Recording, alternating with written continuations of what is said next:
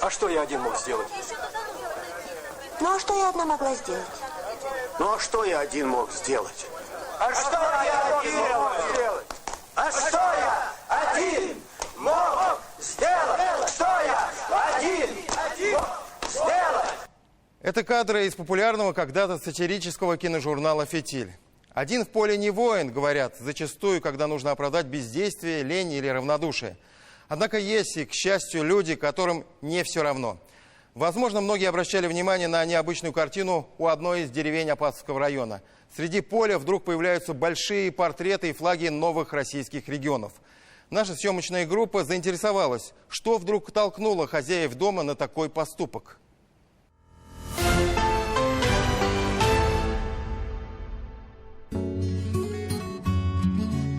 Был бы совершенно неприметным этот одиноко стоящий дом у дороги, если бы однажды сын хозяйки не решил, что не может оставаться в стороне.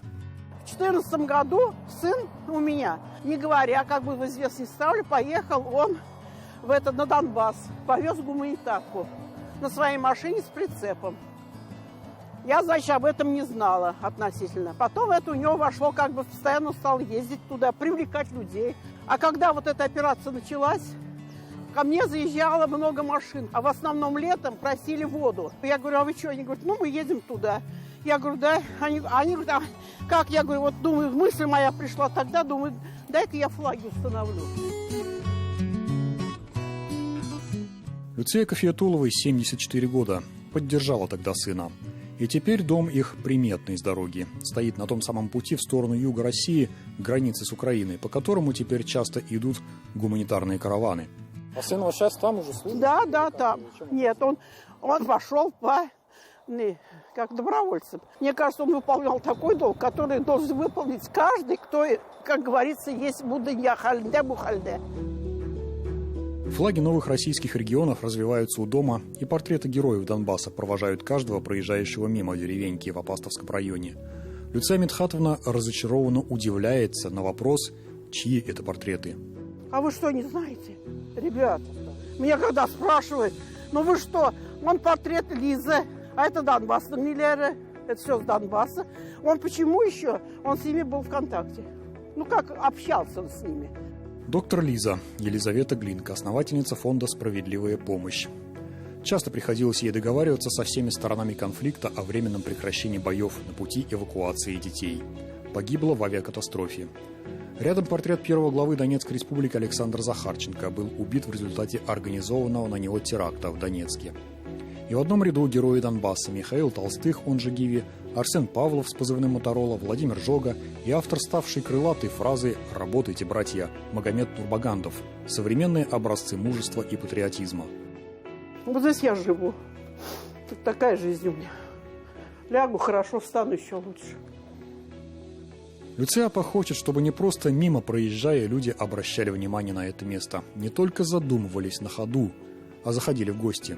Хочется, говорит, сделать чайную с блинами да пирогами, но одной не справится. Даже с дорогой и водопроводом проблема, их просто нет.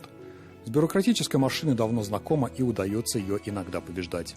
Вот письма у меня, управление президента Российской Федерации писала.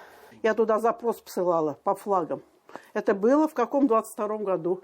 А тут я дописал, согласно платить штрафы, флаги не уберу, согласно судебной тяжбы. Патриотом быть не очень просто, да? Нормально. Я согласна на все в этой жизни. Бусушка, кеткен укулатыргандыга, мына солдатка дегендига. Эй, шундай саваплы. И каждое утро, говорит, встает с молитвой о тех, кто сейчас там, рискует жизнью за будущее нашей большой страны. И сына ждет оттуда, терпеливо, с которым редко связываться получается. Он уже не просто гуманитарный груз возит, он теперь в армии. Придет время постучаться к нам. Ко мне, может, я, Аллах Бесаль, что, и скажет, миленький, а ты чем помог хотя бы? Тебе хорошо было? Да, хорошо жилось. А чем ты помог? Те вернуться. Какой совестью им глаза надо будет посмотреть и сказать. Что, неправда? Правда. Это инвалид был, да. Я сейчас стала понимать, за что он ногу оставил там. И сидел, сколько лет ковырял, и гной оттуда шел. За то, что вот мы вот так жили. А что не так? Так. А сейчас там, если не мы, то что было бы там? Зуфар Давлетшин, Андрей Ключников. 7 дней.